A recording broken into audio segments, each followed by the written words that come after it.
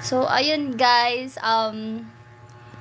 nakita ko yung yung picture ni July Paunil. Yung thumbnail niya doon. Wow, grabe pang clickbait. Tinakpan niya pa talaga yung mukha. Ayan tuloy, pinalitan ko din ng mukha yung Alam niyo naman po na wala naman po akong binabanggit about sa kabila. Ayan. Pero bakit palagi na lang silang papansin? Alam niyo yung nananahimik ka na, yung wala ka namang ini-issue dun sa kanila, tapos lagi mo nakikita yung mga picture mo na nakalagay dun sa mga thumbnail nila. For what?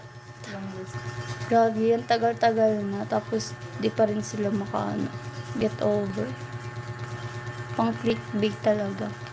Na para bang hindi ako yung nilagyan ng emoji dun sa picture. Nakita ko nga po dun sa thumbnail ni July Paunil po. Kung magti-trip to Korea yung mga sa kabila, bakit yung di na lang yung mukha nung pupunta dun sa ang dami-dami nilang picture na pwedeng ilagay dun. Bakit pati picture ko kailangan isama dun? So, yung thumbnail niya po, ni-screenshot ko. Nakakaano siya. And, tinakpan pa talaga ng emoji. na may mga Grabe. Wala silang respeto sa kapwa nila tao. Para lang talaga sa sa viewers and sa nila, ikakasikat nila. Kailangan nilang mangdamay ng iba. Why? Nananahimik na yung people. Ikay, mabait ka kasi. Yun na nga po eh. Hindi naman ako yung pupunta sa Korea. Bakit kailangan yung picture ko kasama dun? Hindi po talaga sila makamove on kahit ang tagal-tagal na. Diba? Asan po yung respeto nila? Wala na nga po sa kanila yung hindi naman na po ako part ng community nilang magulo. Tapos Jowa mo ba si Boy? Jowa mo ba si Boy? Sino? Jowa mo ba si Boy? Hindi ko po jowa yan. Yan po yung naglagay nung thumbnail niya, nakasama ko dun sa picture. Halata naman po sa mga nila, ginagamit nila yung wala na para hanap-hanapin ng mga taong para tumami yung kanilang, alam nyo na po guys.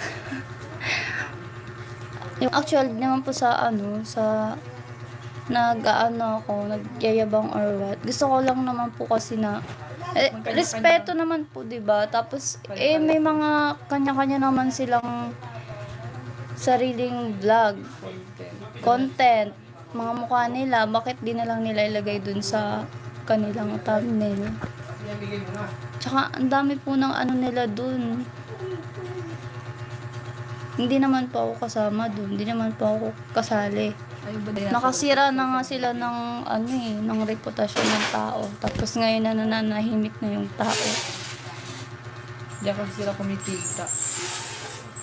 Hindi pa rin sila makamove on. Baka kasi ka talaga kasama ka sa trip Korea. Sino ba nagtabi nito dyan? Anak mo nga. Hindi nga ako na-inform eh. Nakasama ako dun eh. Di sana 'di ba pinost ko agad kung na-inform ako nakasama dun. For the views lang lagi ang content nila kahit napaka-toxic ng topic ng Kalino. Ay, yes po. Legit po yan.